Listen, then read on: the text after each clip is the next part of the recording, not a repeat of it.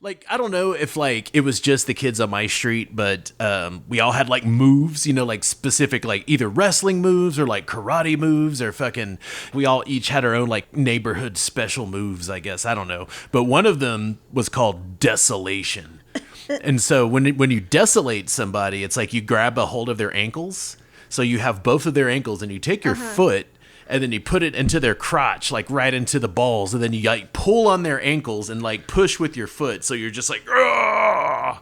Oh, no. And so it's called Desolation. But and this was like your wrestling move? well, not really. It was like when you're like 8, 9 years old and you're living in, you know, the reserve in Pawnee, America, sometimes you got to have some moves. You know, you got to have some skills, because sometimes there's kids that are bigger and meaner than you, and you know, if you got to fucking desolate them real quick and run off, you know. Okay, so this wasn't like, oh, I'm gonna pretend I'm in fucking WWE. Oh, it turned into that.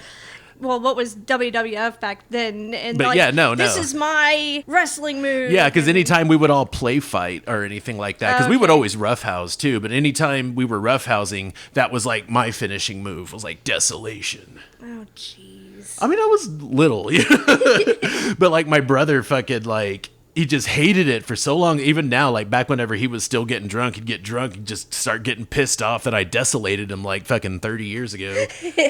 And then my mom, she still gets mad about Desolation to this day. She's like, I'm lucky I have a grandson now because you were just desolating your brother. I don't know. They'd probably be very horrified if they knew I was talking about desolation to the world, but she still gets mad about it. And Tommy found it was like a meme or something. It was like a Japanese Doritos package, and it had two guys dressed in like really weird onesies, and one of them was I've seen desolating the that. other. Yeah, Tommy's like, look, Matt, they made desolation flavored Doritos. I was like, oh, Jesus. So yes, we had some pretty brutal moves back in those days. I mean, you know, Desolation was one of them, and there was one that a neighbor kid down the street had. He just called it the Karate Kick, and all it was just a sidekick where he made like, you know, a whoop-on kind of noise, you know. But that was his special move, the Karate Kick, not a karate kick or a specific karate kick, just the Karate Kick. It was a very fancy, very frilled sidekick. You were doing shit like that when you were a kid, and yet still, to this day, my brother will not forgive me for eating his Oreos at the laundromat when we were like 10 and 8 years old. Oh, shit. No, I would do that to my brother, too. I would, like, whatever he was eating, like, if I'd already ate my plate and he still had, like, some fucking, I don't know, I could just grab whatever was good on his plate and go, raw, like that, and just eat it. And, like, I just did that for years. He'd just get so mad. He's like, just start throwing shit around, start jumping up, and I was like, raw, raw. All you ever do is you just take my food and go raw. He hated it so much, but I would just raw, just like whatever he was eating. Man. I should have done shit like that. Because my brother had this thing to where, like, anytime we would be sharing something, like a bag of chips or some shit, Yeah. and we were supposed to share, why does he immediately, as soon as the bag is open, start screaming from the back of the car, Mom, she's not sharing! And then he gets to eat the majority of the fucking bag because I'm forced to give it to him, even if I haven't eaten one goddamn chip yet. Yeah. Sumo Punx, Sumo Punx, Sumo Punx, Sumo Punx. Sumo Punx, Sumo Punx, Sumo Punx, Sumo Punx. Sumo Punx, Sumo Punx, Sumo Punx, Sumo Punx. Sumo Punx, Sumo Punx, Sumo Punx, Sumo Punx.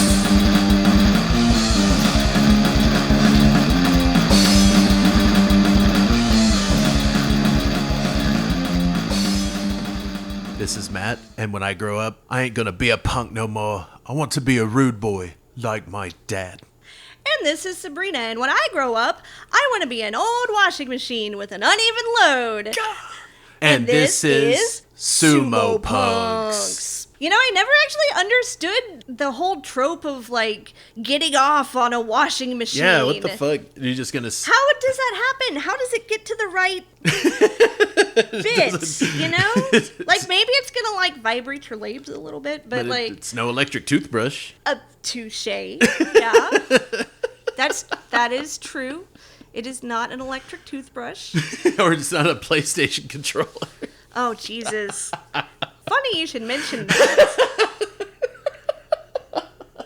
We were always very poor. Like even when I moved out, you know, I was poor as fuck. So I could never afford like an expensive console system. So like I was super stoked when I got my first used PlayStation 1 and Silent Hill. Oh shit. And like that heartbeat in the game Yeah. and like, you know how it makes like the controller vibrate like in Yeah. that rhythm. Oh, I don't think we need to talk about this anymore. I don't think we need to go down that road. That's fucking scary. Maybe that's why I have the weird proclivities I do. Who knows? Probably. Anyway, we have an awesome interview for you guys today. We sat down with Oscar Dolan of the New York Sumo Club, and he had a lot of very interesting things to say. He's a really creative and driven dude. Yeah. And And- very brazen to be doing this. Out in public in the city. Yeah, That's- his club does the practices out in the middle of a park. But yeah, it was a lot of fun. So let's give the people what they want. Here's the interview. All right. So, hello everyone. Today we have Oscar Dolan from the New York Sumo Club. How are you doing today, Oscar? Hi, I'm great. Good to see y'all. Thanks for having me on the podcast. Yeah. So you're in New York. Are you in in the city, or are you in like kind of like upstate, or? Yeah, so our club is based in the city, in Brooklyn. We have our practices in Prospect Park, and I go to school up here in Binghamton. It's in upstate, about 3 hours north of the city. So I consider the club to be based in New York City, but we definitely also have some events up here as well. Nice. Cool. I was actually born in like way upstate New York in Plattsburgh when they still had an Air Force base there because both my parents were in the Air Force. If I would have just been like a little bit earlier, I could have been born in Canada, but whatever. Not everybody's that lucky. You can still be president. Sure. So what? How did you first get into sumo?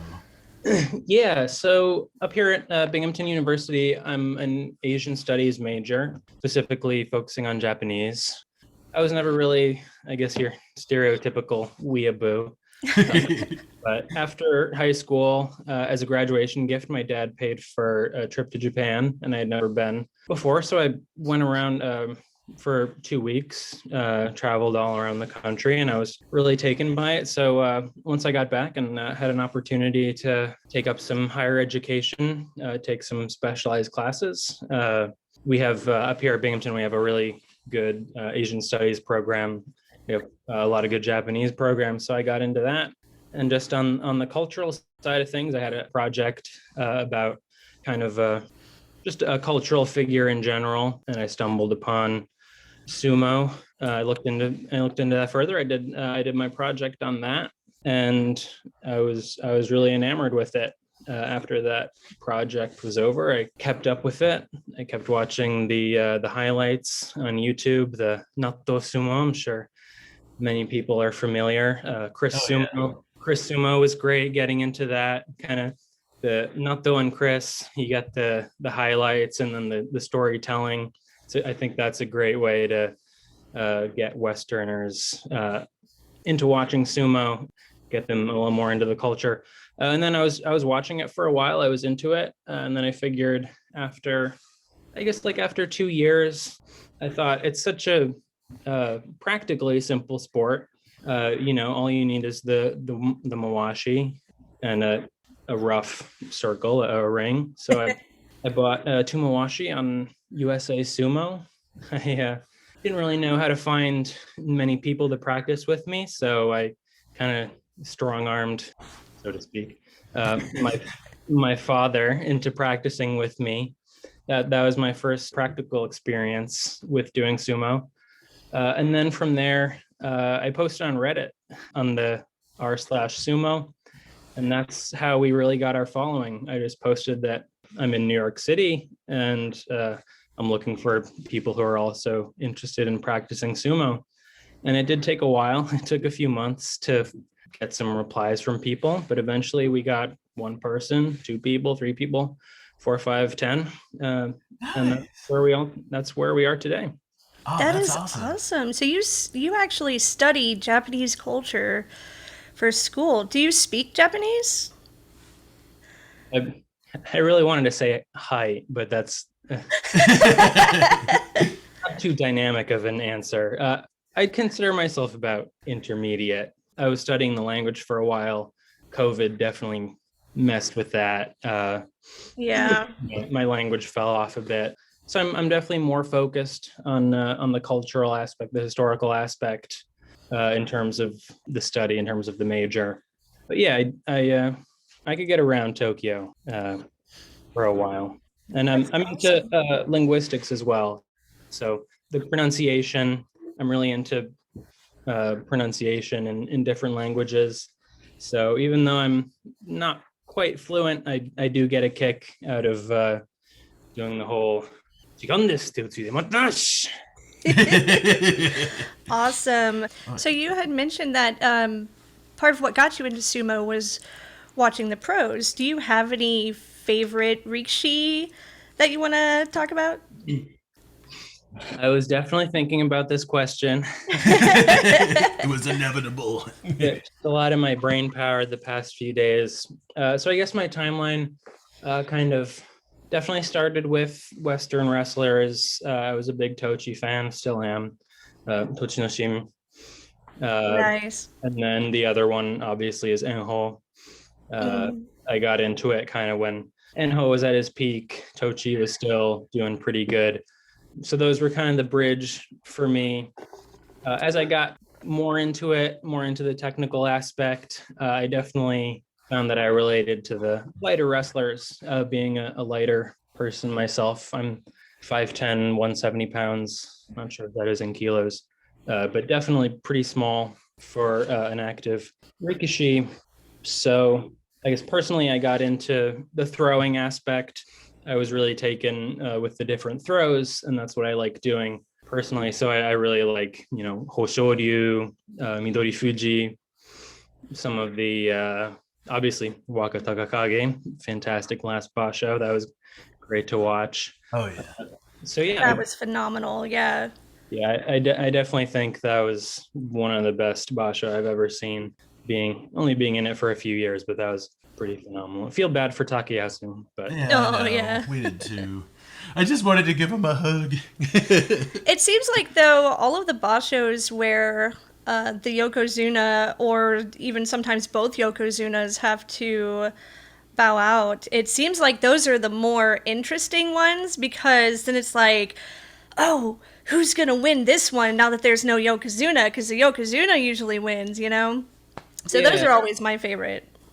yeah, I definitely agree. It can kind of feel like a bit of a trade-off, like not having the top skill in a basho is always not ideal. You definitely like to see the top power, but when, like you said, when they do pull out, different types of skill are able to come forward, really put on an exhibition.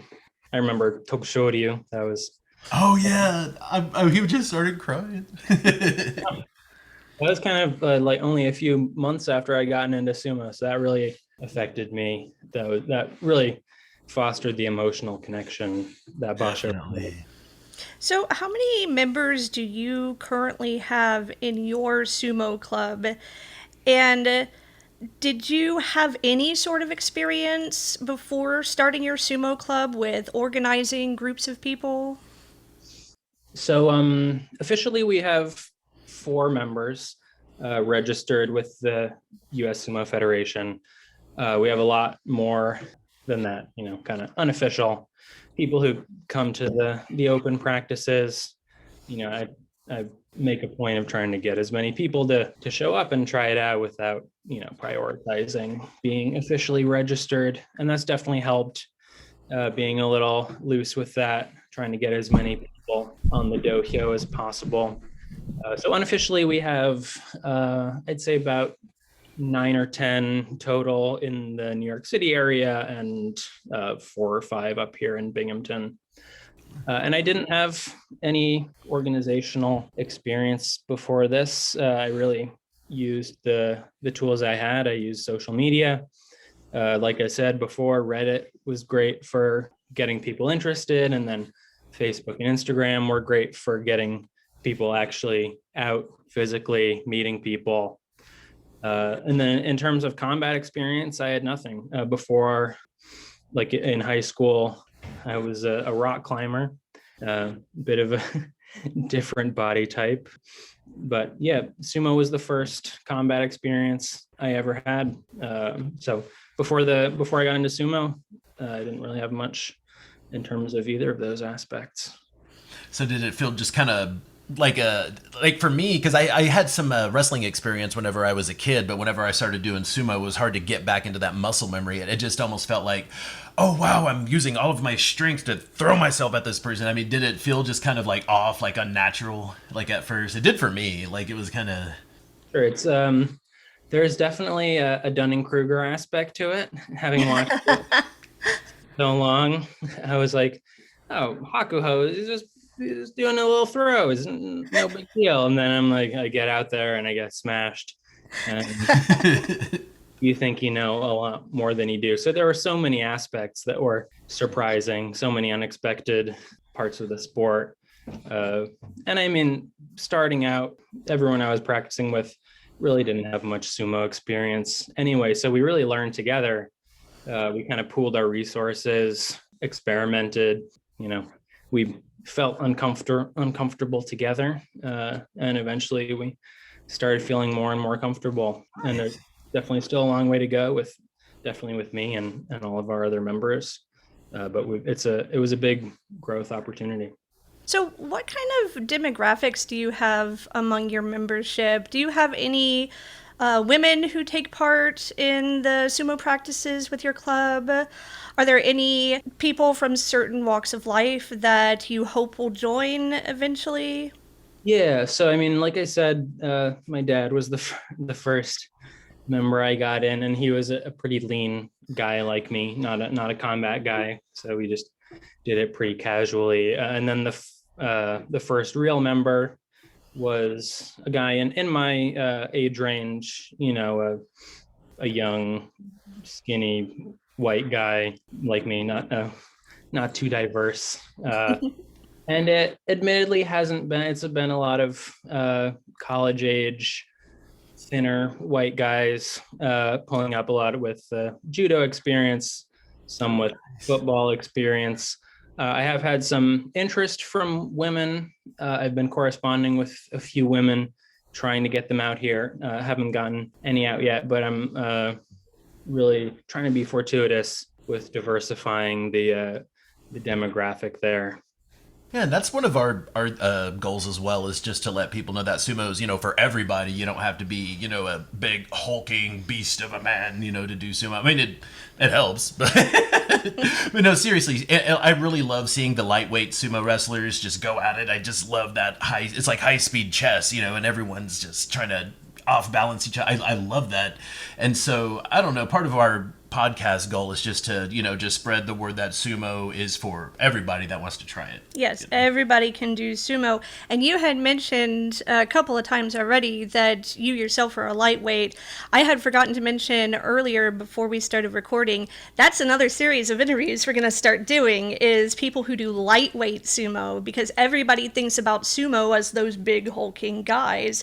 But really in amateur sumo in the US, I've seen a lot more lightweight or middleweight dudes and women, of course, that I have like the big hefty dudes like Matt here.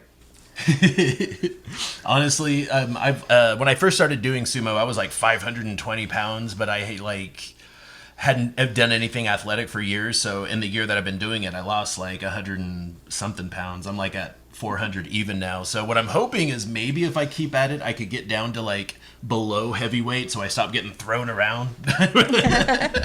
Yeah, that's fantastic. And it really is. It does take getting out there yourself on the dohyo to realize how much of an intense workout it is. It really is. And why they need to eat so much. Because especially in in professional sumo, I hear, they train 30 bouts a day, all that keiko, so much. And just being out there for a fraction of that, I'm sweating and panting. So it's a fantastic workout. And like you said before, it's so dynamic with the different weight classes. Obviously, in professional sumo, the reason they're so big is because there are no weight classes. But in amateur sumo, we have this unique opportunity where there are, I think 4 weight classes and then open weight. And then that lightweight class is so much fun to watch. It is. It really is. It's so much different from, even if it may not be quite traditional, they have to be so creative in their kimarite, how they conduct themselves around the ring, the footwork, and it's really different and exciting, and that's one of the big things that drew me to it. Oh, hell yeah. Did you get a chance to see the Nationals? I watched a few bouts. I haven't watched the whole thing yet. I saw just on Instagram who a few of the medalists were. Oh, man. I watched Grand Sumo Breakdown's little live streams that they have saved on their profile. Like Trent Sabo and Justin Kizzard. And, man, those guys are like lightning. I just love watching those guys work. Jake Book, man, that was some brutal moves, man. I don't know. I of course I follow the heavyweights because I am a heavyweight, but just I love watching the lightweights just like lightning strike each other. It's so badass. Yeah, its speed is incredible.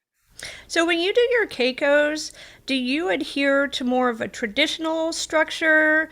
Like, for example, something that's more focused on conditioning? Or do you have a more modern approach to training where you have more focus on techniques and incorporate maybe some other more Western methods in the training as well? Yeah, so I think you could definitely call it more modern, I'd say. Definitely, since we're still kind of in our nascency, I really do focus on getting as many people on the dohyo as possible, getting kind of easing beginners into it, just so we have that volume, just so we have those bodies, so we increase the awareness. And for that reason, I think we really encourage the fun aspect. Obviously, safety first, fun second. And then once people are into it, we do really focus on getting people trained up if they do want to compete in amateur competitions. Definitely do adhere to a lot of the traditional training methods. We do a lot of butsukari, a lot of shiko, obviously. We don't really have a teppo pole, but we hit some trees, hit a lamppost, that kind of thing. We definitely try to adhere to a lot of those traditional tenets. And besides that, we do also incorporate more modern techniques, modern personal training type stuff, kind of what like Shiano Fuji would have done, strengthening exercises, primarily for like injury avoidance, especially since a lot of us are so light, building up the front delts to avoid dislocation, building up the knees in a specific way to kind of deal, if you have to, with a heavier opponent. And I think we really synthesize the traditional and the modern as best we can. So, who is it that, whenever you were coming up with your keiko structure, was that did somebody kind of like teach you how to do that, or did you like kind of reach out to someone, or was it something that you guys developed as a group, or? Yeah, I must say I'm mostly an autodidact in those terms. Like I said, I've been watching it for a while, and you can definitely get a fair amount from watching it, learn about the basics. Like I said, the cake, the shiko, the butsukari, you can watch that and kind of see how they do it, and definitely look up articles. So I learned a lot from that. Beyond that, we also, or I suppose I also incorporated techniques from other combat sports, people coming into the club who had, say, judo experience or collegiate wrestling experience or Greco-Roman. They've taught me a lot, maybe not totally traditional, but we've incorporated those techniques into our training, and those have been really helpful. And I think that's been good for modernizing and getting people interested. But yeah, for the most part, it's watching, training, pro training practice, just watching that footage of what they do over at the stables, trying to mimic as best as possible, and reading and learning as much as I can. That was actually going to be one of the questions that we were going to ask is, I think you said that you don't have any experience yourself with any sort of other martial arts, but you just said that some of your members do in your club. So that's cool that you guys are able to incorporate all of that into it. Our next question is, what do you think about the belt system? Does your club use it? Do you want to use it in the future? If you're not currently using it, what do you think about that? About the, you elaborate a little more? I'm not Oh sure. yeah, like the belt system, like they have a belt ranking system, kind of like when karate or judo, where you have like a program you advance through and take belt tests to get to the next level. It's something that's only in amateur sumo, definitely not in the pros at all. But in amateur sumo, sometimes you'll see guys that have like maybe like a green kind of stripe on their mawashi or like a red stripe on their mawashi. That's like indicates their belt rank, and I had no idea there was an amateur belt ranking system. I just thought we go in and we just practice with our club and go to competitions and just try to learn techniques, but I didn't realize there was like an actual like curriculum. And there's a guy in Texas, Tom Zabel, that literally wrote the sumo techniques book, but he does a lot of the belt tests down around here and stuff. And so I was like, but I'm still really don't know how I feel about it. So Yeah, it's hard to decide whether sumo really needs it or not. I myself am kind of on the fence about it, but Yeah, that's. I'll be honest. This is the first I'm hearing of that. I admittedly don't follow the amateur competitions too much. I'm really trying to generate an opinion as we're talking here. I guess the professional ranking system is so complex, and it definitely has its problems, and obviously couldn't be replicated in an amateur setting. And I definitely think, kind of like you said, comparing it to karate as a combat sport, it could definitely benefit from having those kind of delineated ranking systems, and it could definitely serve as a good motivator, especially since there certainly aren't that many amateur competitions over here in the West. It could serve to kind of specifically place people in terms of skill better than just kind of number of medals, number of championships. So yeah, I think again, it can definitely have its merits that I can see, and it could also have its detriments. So I don't think I'm too good of an authority on that. yeah, that's I'm glad you let me know, and I'll think about that more deeply. Yeah, and on our side, we don't really mess with the belt ranking system. We just practice and just try to, what is it, iron sharpens iron or whatever. But there are people that are interested, that go down to San Antonio where Tom Zabel is and do that belt testing. And sometimes people even travel to do it. So I don't know if I ever felt like because I really want to teach sumo and I want to get good enough to where I can begin to teach sumo. But in order to do that, would I need to have this kind of accreditation? To be what's the word? I guess sanctioned by the federation to teach sumo. So it's still something that I'm kind of looking into as well. Because honestly, I really just want to keep doing what I'm doing. But if I have to do the belt system, I will. So I'm a bit on the fence about it as well. So. well, speaking of belts, we saw on your Instagram that you guys have some sort of mawashi sponsorship program. Tell us a little bit about that. Yeah, sure. Thanks for mentioning. I guess first and foremost, definitely got to mention all our meets are free, open to everyone. There's no pressure. No one gets preferential treatment for donating anything. Everyone's equally welcome. But yeah, as an incentive, if you donate a certain amount, we will write your name. Anything, we'll write a name, a business, a charity, a name of a loved one on our belt, post it. We'll use that belt, we'll wrestle with it. And that's kind of our incentive program to get people kind of more engaged, contributing, because obviously there is a significant equipment cost, even if the actual meets, the practices don't cost too much money. There is that kind of back end cost that we have to make up for. So we've gotten a few significant donations, and we really appreciate that, and we try to show our appreciation however we can. That's badass. That's like a really good idea as well. Like, because we've been talking to people about how they've been raising funds, and Marky Nass was mentioning doing the mawashi car washi, and there was like a few others. We got T-shirts at Dallas Sumo Club, and that's kind of our thing for right now. We're fundraising for a dohyo and stuff, but I don't know. It's interesting to see what kind of ingenuity with the resources that are around someone that they could come up with to cover these costs. Yeah, making something out of nothing, essentially, in a lot of cases. So, has there ever been anyone who has shown up for a keiko for the very first time and you immediately thought to yourself, this person is destined for sumo? Yeah, maybe a little stereotypical, but I think I mentioned that guy who had the football background.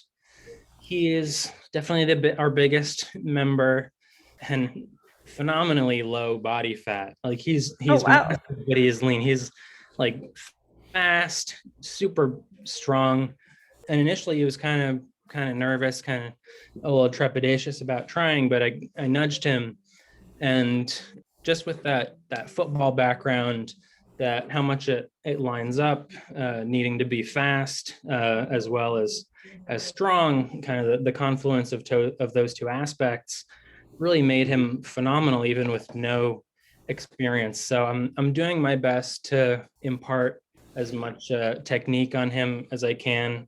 I hope he does it consistently. I hope he comes back, and I hope he's interested in competing, because I really think he can go far. And just also with our lighter weight guys, like I said, a lot of them have previous combat experience, and that really helps. So I'm really trying to train up our lighter guys who are passionate about combat sports, to get them into competition form.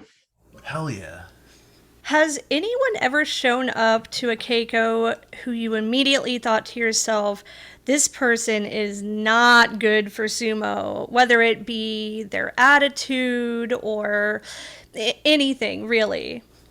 Mm-hmm. Yeah, well, honestly, I can't say we've ever had anyone with a bad attitude. Maybe a little lucky with that, but even the randos right off the street, they come up, they're super interested, they embrace the mawashi, even if they don't know quite what it's for. And all the people who are, like I said, just off the street, never tried it before, I've seen some great fighting spirit. They put their heart into it, even if they don't know the techniques. And that's great to see. I think it brings out the best in people. Hell yeah. That's awesome. Do you ever imagine what random people would look like as a sumo wrestler when you see them out in public? Just people on the street. And then based off of that, do you ever try to recruit that way? Like, oh, this person's a huge dude, looks like he's real muscly, 6'7" or whatever. I should ask him to come do a keiko with us. Yeah, one of my roommates, like last year, I think, was admittedly a quite massive fellow. He was definitely not very athletic, but tall and wide, and he was giving me Konishiki vibes. Nice. And I never really brought myself to ask him if he wanted to try sumo. I couldn't quite muster that, but I really would have loved to see that. And kind of on the other end, there's another student I see around here who's a super tall, lanky black guy. I think like an African, an exchange student from somewhere in Africa, who must be close to 7 foot, if not over 7 foot, like 6'10", 6'11". He commands quite a presence, and he might be a little averse to it, but that's the other type of person I'd really love to see try it out. Maybe give us some new ideas that we never thought about before that someone that tall could pull off. Yeah, I've thought about that too. Someone that's just, super tall, super lanky, but they're just fast and agile enough, and you can't really push what you can't hit, So I've thought that would be really cool to see too. So you said that you guys do your Keikos in the park, but have you been looking for other facilities, something indoors perhaps? Do you want to maybe even eventually one day open up your own, what would you even call it, a studio? A gym, It wouldn't really be something. like a stable, but you know what I mean. I'd call it a stable. It definitely wouldn't quite Oh, be okay. stable, but I'd go out on that limb and call it that. But yeah, a dojo, for Yeah. like you could call other martial arts. Yeah, definitely for the summer, since we're kind of coming into the spring, and then we have the summer ahead of us. We got a lot of good time out in the park. Got some ideal weather to be practicing outside. But as that inevitable transition back to fall and winter up here in the north, obviously that's not quite practical. So over time, we're definitely going to be looking into getting an indoor facility, finding somewhere we can practice consistently in an indoor setting. Awesome. What do you guys use for your dohyo or like your ring border thing? Yeah, it's patent pending. It's completely designed and built by me. I'm kind of proud of it. But when we were just starting up, I reached out to USA Sumo and asked for a quote on their official dohyo, their mat, the white thing with the turquoise tawara. And I don't know if you guys know, but the quote is about $3,000, and that was a bit out of our budget. So I did ask, and they were very nice about it. If they had any advice for a DIY dohyo, and they pretty much just said the word pool noodles. And I did a lot of thinking. I did a lot of drawing, sketching, math, but eventually I kind of devised my own crazy plan to build my own dohyo, and I managed to buy all the materials I needed for about $500. Spent maybe 12 hours building it, and it really worked out well. Hell yeah! If you obviously, if you go on our Instagram, you'll see we've been using it for about the past 2 weeks, and we're still working on doing some little tweaks, some upgrades. But I was really surprised and happy that it works so well, and it's really reminiscent of what you could get with in professional sumo with the tawara, or even the amateur mat with the raised boundary. That is super cool, dude. We are all about DIY around here. Yes. So we think that's fabulous. We might even try to make one of our own now. I can see the wheels turning in Matt's head. I'm open for consultation, absolutely. What has been the response from the public in your area? Like, what are some of the most common reactions from people who find out that there's a sumo club in their community, or who find out that you specifically started a sumo club? Yeah, well, we definitely get a lot of gawkers. If you take a step back from your bouts, you'll see a lot of people on the fringes looking out, trying to see what's going on. So that's nice. I enjoy that. Even if they don't know, even if they don't come over to try it themselves, it definitely raises the awareness, gets the word out. Hopefully they tell their friends what ridiculous tomfoolery they saw on their walk in the park. And then just like among my friends and people on campus up here at school, people are really supportive, obviously taken aback a little bit. And admittedly, it's a little tricky to convince people who aren't already familiar with the sport to come try it out for themselves. But everyone's, for the most part, been intrigued. And we've gotten a really good reception from a very wide range of people, regardless of if they actually want to try or if they just think it's pretty neat. Have you gotten a lot of like the cliche reactions? Like we hear a lot, and other people who we've interviewed so far have told us that they hear a lot about, people will say the fat dudes in diapers line. It's always diapers. Yeah. Or who was it that we were interviewing that was saying somebody asked them about like tucking their testicles up into themselves? Like, ask you, how do I you think tuck that your was balls Mark. in Yeah. Yeah. But have you received any sort of like really stereotypical reactions or just really ridiculous reactions from people at all? Like, has anybody said anything just completely off the wall to you? We do get a lot of D words, and that frustrated me in the beginning. But for the most part, no one is intentionally hostile. You just kind of explain it's called the mawashi. It's traditional. It's used for such and such, and they get it. They're not trying to be dickheads about it. But something that did surprise me, a lot of people, something that I just completely overlooked is new people that'll come in with no knowledge of it. We'll teach them how to put on the mawashi, and then they'll get into a bout and they'll do some crazy bouts, really like fighting spirit. They'll go hard, they'll have a great time. And then afterwards they'll say, so what's the belt for? And it kind of, it definitely slips my mind that in general, people aren't familiar with a mawashi. Westerners aren't, at least.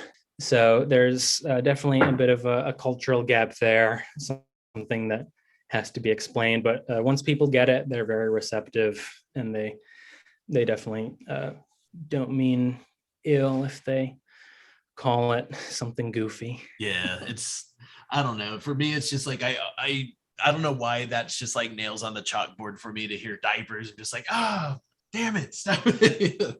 And my friends do make fun of me. I have a few friends who are also Japanese majors or Asian studies majors, but who kind of aren't into sports, and they'll kind of intentionally needle me, like, what are you doing with the diaper out there? But we're all close. It's not a big deal on that front. Oh, I got you.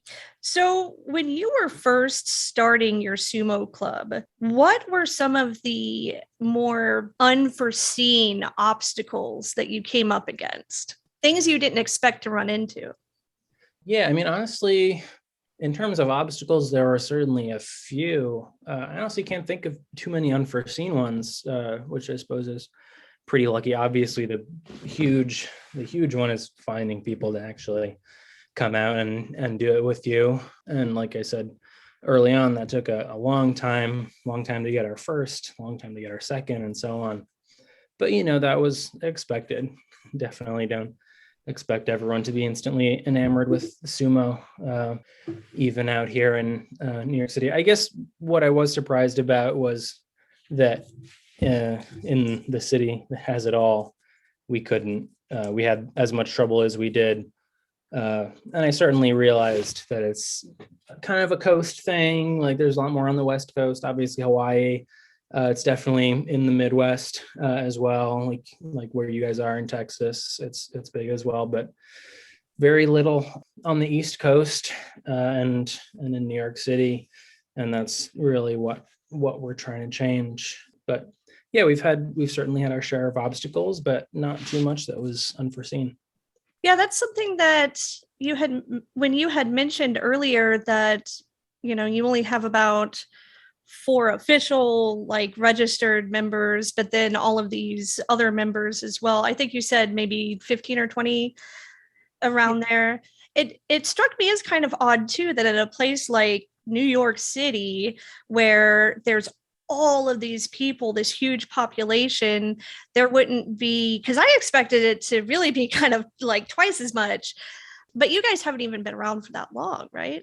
Yeah, I'm definitely very optimistic with just how long we've been around. It's must be less than 3 or 4 months now, and I'm really happy with as much growth as we have had. And obviously Ed's out there in New Jersey, and he's fantastic. There's definitely a little overlap there. A lot of people who might, if Ed wasn't there, might come to us, are going to Ed, which is fantastic. I definitely wouldn't want to take away any of Ed's patrons. He's great. But yeah, we're growing. A little surprised that we're not growing as fast as we are, but we are certainly growing. So the last question that we have for you today is, what advice would you give to someone who is wanting to start their own sumo club? Have a good dad who will get interested in whatever your flavor of the month is, whatever it is, and if it grows beyond that, if it becomes a substantial interest, have someone who'll support you through that. And in a broader sense, just keep. Oh God, and I'm thinking of so many cliches. You can't think of anything that's specific to sumo, but in starting any kind of group, just keep at it, and get on social media for one. I'm definitely not personally on social media very much, so it was a bit of a shift for me, but getting on Facebook and Instagram really grew my audience. Obviously having friends, knowing what one's friends' interests are, knowing who might be interested in sumo, and yelling at strangers on the street. Honestly, we've had a lot of people, those gawkers, people who are interested in watching, and if you didn't reach out to them, they would be content to watch for a bit and walk along. But if you make an effort to reach out, connect with them personally, a lot of times they're interested in trying it out for themselves. And that's how I've met a lot of people who are now participating in the club. Yeah, it seems like a lot of people with more than just sumo, really, they become really interested in something, but they feel like they can't participate until they have some sort of permission, whether that's permission that they ultimately end up giving themselves or just someone else saying, hey, come join us.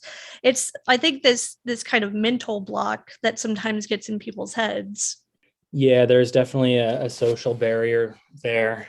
And like I said, I definitely learned to really reach out to people personally, like in real life. And that's made a huge difference. Well, that's super awesome, dude. I'm glad you're reaching out to people and encouraging them to come and join you, and that you guys are growing up there and doing your thing out in public in the middle of the park. Hell yeah. That is so cool.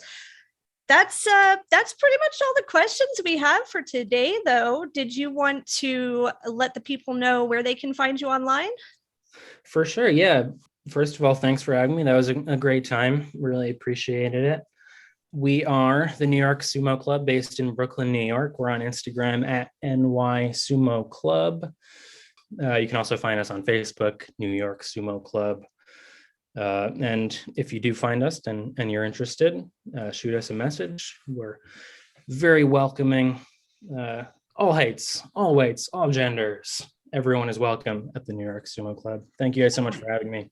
Hell yeah, thank you. Thank you. You're doing big things. That kicks ass, and I hope you guys grow exponentially. Awesome. Thank you guys. Really appreciate it. Take care. God, what a lucky guy to have such a cool dad, right? To just, hey, Dad, let me go throw you around in the grass. Let me beat you up, Dad. Most of the time it's, let's play catch. Okay, let's toss the football around. Okay, Dad, Tachi me. That is pretty hardcore. Give him like Nodawa after Nodawa. Yeah.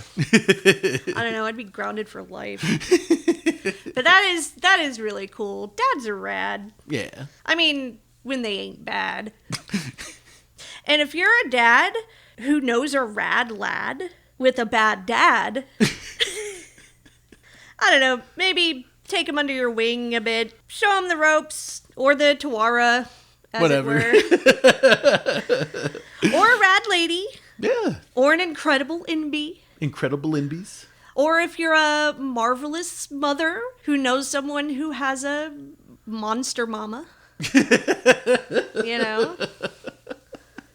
Well, We need more people like that in the world. very true. And also, oh my gosh, the pool noodle dohyo. That was genius. That seriously is a that stroke of shit genius. is, I don't know why we didn't see. I know, right? Okay, this is why we do these interviews, just so we can steal other people's ideas. We're editing that shit. Exactly. Edisoning. We are edisoning. Is it edisoning? Sure. All right. Well, that's our show, and you could find us on social media at Sumo Punx, except for Twitter, at Punk Sumo, always with an I X. fucked it up. But we will talk to you guys next time. And until Oh, and our email. We have email too. Oh yeah. And if you want to talk shit to us, send it to sumopunx@gmail.com. Yes. All right, guys. That's the show. Bye. Thanks for listening. Bye, y'all.